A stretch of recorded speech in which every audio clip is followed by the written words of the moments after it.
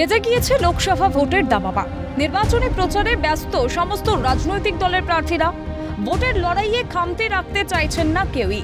২৪-এর নির্বাচনকে কেন্দ্র করে শেষ মুহূর্তের প্রস্তুতি একেবারে তুঙ্গে। এই আবহে রবিবাসরীয় সন্ধ্যায় নির্বাচনী প্রচার সারলেন দমদম লোকসভা কেন্দ্রের বিজেপি প্রার্থী শিলভদ্র দত্ত। উত্তর দমদমের নিমতা হাই স্কুলের সন্নিকট থেকে এমবি রোড ধরে প্রচার পর্ব চালান দমদমের বিজেপি প্রার্থী।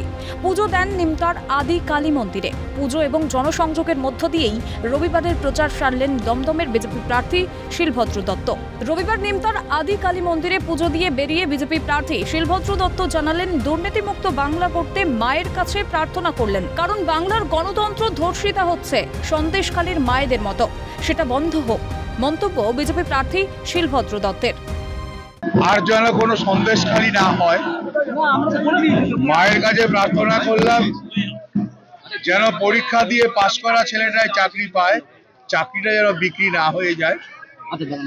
মায়ের কাছে প্রার্থনা করলাম যে বাংলা গণতান্ত্রিক বাংলায় প্রথম বিরোধিতা, প্রথম ধ্বংস করেছিল সিপিএম।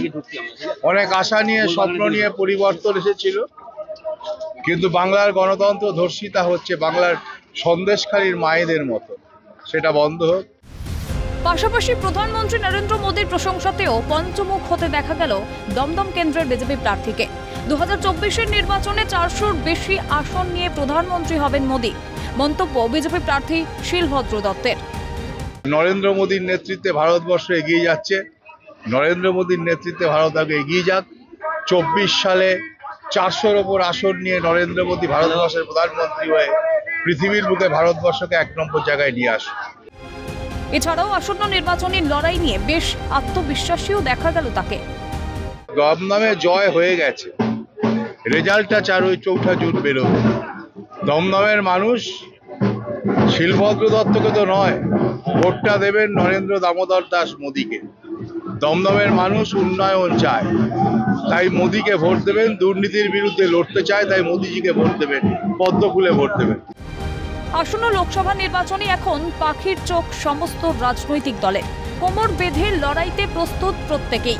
সেই তালিকায় বাদ নেই দমদমের বিজেপির প্রার্থী শিলভদ্র দত্ত। আর তাই শেষ পর্যন্ত এই লড়াইয়ের প্রভাব ভোট বাক্সে কতটা দেখা যায় সেদিকেই তাকিয়ে রাজ্যবাসী। শান্তনু সাহার রিপোর্ট, ক্যালকাটা নিউজ।